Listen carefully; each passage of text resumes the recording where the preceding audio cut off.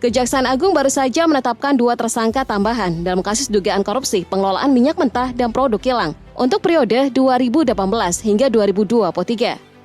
Kedua tersangka tersebut adalah Maya Kusmaya yang menjabat sebagai Direktur Pemasaran Pusat dan Niaga PT Pertamina Patra Niaga, serta Edward Corner, VP Trading Operation di perusahaan yang sama. Dengan adanya penetapan ini, jumlah tersangka dalam kasus tersebut kini menjadi 9 orang. Kejagung menegaskan komitmennya untuk terus menggali dan mengusut kasus ini hingga tuntas, guna mengungkap seluruh lapisan keterlibatan dalam dugaan korupsi tersebut. Sebelumnya, Kejaksaan Agung menyelidiki dugaan korupsi di tubuh perusahaan ini yang melibatkan praktik pencampuran BBM berkualitas rendah ke dalam produk premium. Pada intinya, Pertalite disamarkan sebagai Pertamax, sehingga meskipun kita membayar dengan harga produk berkualitas tinggi yang diterima justru tidak sesuai ekspektasi. Akibatnya kerugian negara mencapai 193,7 triliun rupiah, angka yang sangat mengejutkan. Tak hanya itu, walaupun sudah ada 7 tersangka yang ditetapkan, timbul pula pertanyaan serius mengenai apakah praktik ini melibatkan petinggi negara. Fakta sejarah mencatat bahwa isu soal kualitas Pertamax sebenarnya bukanlah hal baru. Misalnya pada November 2024 lalu, terjadi insiden di wilayah Cibinong, Jawa Barat, di mana sejumlah kendaraan mengalami kerusakan mesin yang diduga akibat penggunaan bahan bakar tersebut. Meski demikian, pihak Pertamina segera menyatakan bahwa spesifikasi produk mereka telah memenuhi standar yang berlaku. Pertamax yang ada di daerah Cibinong sudah sesuai dengan standar atau sesuai dengan spesifikasi yang sudah ditentukan. Lebih jauh lagi, perdebatan semakin memanas ketika diketahui bahwa kandungan sulfur pada Pertamax mencapai 400 ppm, jauh melampaui standar internasional yang hanya 50 ppm. Kejanggalan ini membuat pertanyaan muncul, apakah perbedaan kualitas antara Pertamax dan Pertalite hanyalah sekedar nominal? Dugaan bahwa pencampuran RON 90 dengan RON 92 telah dilakukan secara sistematis sejak tahun 2018 hingga 2023, di tengah masa pemerintahan Jokowi, menambah kompleksitas kasus ini. Kini publik tak henti-hentinya bertanya, mengapa dalam rentang waktu 5 tahun, praktik semacam ini tidak tercium sampai ke tingkat istana, atau setidaknya sampai ke Kementerian BUMN? Pertanyaan besar ini membuka ruang diskusi mengenai langkah-langkah pengawasan dan akuntabilitas yang seharusnya diterapkan demi menjaga kepercayaan masyarakat terhadap lembaga negara. Nih filter pompa bensinnya sampai hancur nih ya, sampai berlumut, rusak ini. Membongkar siapa saja pelaku dan jaringan mafia di balik kasus ini tentu bukan perkara mudah, sebab butuh keberanian luar biasa dari aparat penegak hukum untuk menyelidikinya. Sementara itu, Kejaksaan Agung telah menetapkan 7 tersangka, di mana 4 berasal dari lingkungan Pertamina dan 3 berasal dari pihak swasta. Yang menjadi sorotan utama adalah penetapan Direktur Utama PT Pertamina Patra Niaga, Rifa Siahaan, sebagai salah satu tersangka. Rifa Siahaan sendiri dikenal menerima gaji dan tunjangan yang sangat fantastis. Setiap bulan, jajaran direksi di Pertamina mendapatkan kompensasi hingga mencapai 3,5 miliar rupiah. Jika kita melusuri kekayaan yang bertambah selama kepemimpinannya, jelas terlihat lonjakan yang signifikan.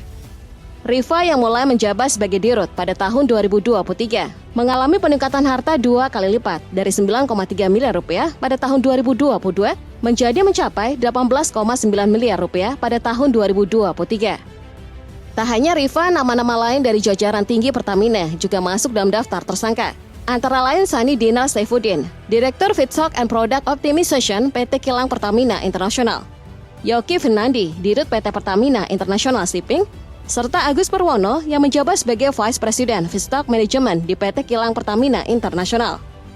Di sisi pihak swasta, perhatian juga tertuju pada Muhammad Keri Andrianto yang dikenal sebagai putra Muhammad Rizwa Khalid. Figur yang sama ini kerap disebut sebagai pemain lama mafia migas dan pernah tersandung kasus minyak campuran setapi. Selain itu, Gading Ramadan Joedo yang dikabarkan merupakan anak angkat Rizwa Khalid juga menjadi sorotan. Tak ketinggalan Dimas Warhaspati, komisaris di PT Navigator Katulistiwa. Mengenai modus operandi, proses awal dimulai oleh 3 pejabat dari Pertamina, RS, SDS, dan AP yang melakukan pengondisian dalam rapat untuk menurunkan produksi kilang, sehingga pasokan minyak bumi dalam negeri menjadi terbatas. Akibatnya, kebutuhan minyak mentah dan produk kilang pun harus dipenuhi melalui impor. Setelah kondisi tersebut tercipta, mereka bersama tersangka dari pihak swasta melakukan manipulasi terhadap pemenang tender broker. Sebelum proses tender berlangsung, kesepakatan harga telah diatur sedemikian rupa, begitu pula dengan proses pengadaan impor, sehingga hasil akhirnya seolah-olah sudah sesuai dengan ketentuan yang berlaku. Selain manipulasi pengaturan harga, praktik penyelewengan juga terjadi dalam pembelian minyak dengan spesifikasi yang diselewengkan. Maksudnya, pembelian yang seharusnya untuk RON 92 atau Pertamax kenyataannya dilakukan dengan membeli RON 90 atau Pertalite.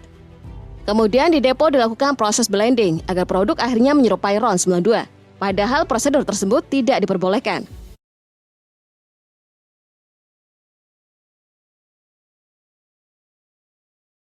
Tak hanya itu, terjadi pula kenaikan harga markup dalam kontrak pengiriman minyak.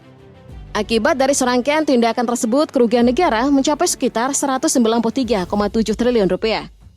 Rincian kerugiannya meliputi Rp35 triliun dari ekspor minyak mentah domestik, Rp2,7 triliun dari impor minyak mentah melalui broker, Rp9 triliun dari impor BBM melalui broker, dan Rp147 triliun untuk kompensasi serta subsidi BBM. Angka tersebut belum memperhitungkan dampak dari perubahan harga indeks pasar, efek domino inflasi, menurunnya daya beli, kerusakan kendaraan, dan potensi kerugian investasi. Seperti yang diungkap Ferry Irwandi lewat cuitannya DX, Rp193 triliun hanyalah angka yang masih jauh dari keseluruhan kerugian yang terjadi. Proses hukum terhadap ketujuh tersangka kini tengah berjalan. Mereka dijerat dengan Pasal 2 Ayat 1 Junto, Pasal 3 Junto, Pasal 18 UU Tipikor, serta Pasal 55 Ayat 1 ke 1 KUHP. Bahkan Kejaksaan Agung tak segan melakukan penggeledahan di kediaman Riza Khalid.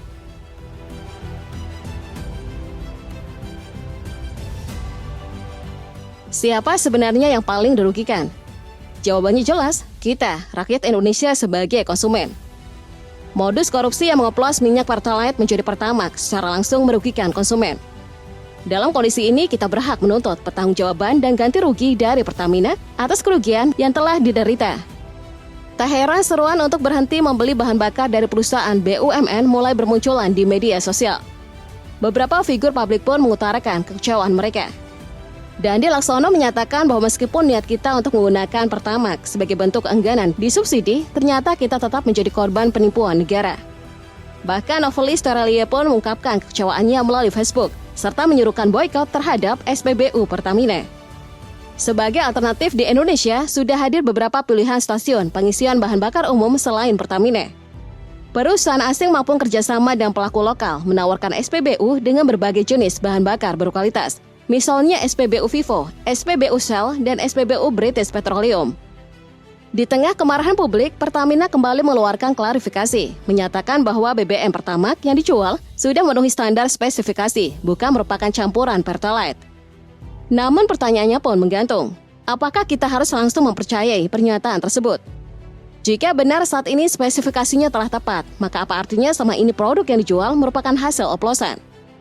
Pertanyaan ini seakan menguatkan pernyataan Deddy Sitorus bahwa rontok sudah Indonesia di mata dunia. Tidak heran kondisi ini turut memicu kejatuhan tajam performa saham yang mencerminkan kerusakan kepercayaan di mata investor. Sebenarnya tindakan para tersangka yang meliputi markup impor dan upgrade blending BBM bukanlah hal yang baru.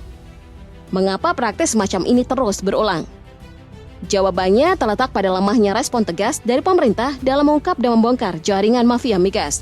Ditambah lagi dengan pengaruh kuat oligarki bisnis yang meresap dalam BUMN.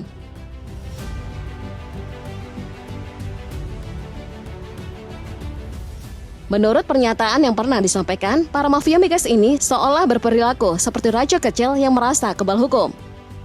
Dalam konteks inilah Presiden Prabowo Subianto diharapkan untuk memainkan peran sentral dalam upaya pemberantasan mafia migas secara tuntas.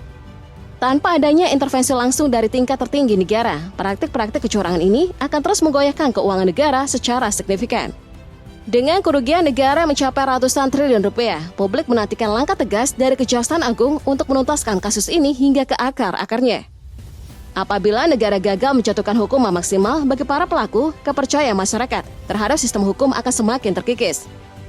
Mengingat sejarah diskriminasi hukum yang pernah terjadi, misalnya dalam kasus mega korupsi timah.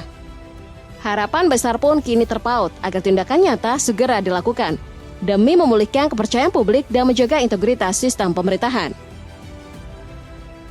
Jangan lupa komen dan subscribe Ale News agar untuk terus memberikan berita-berita yang terpercaya.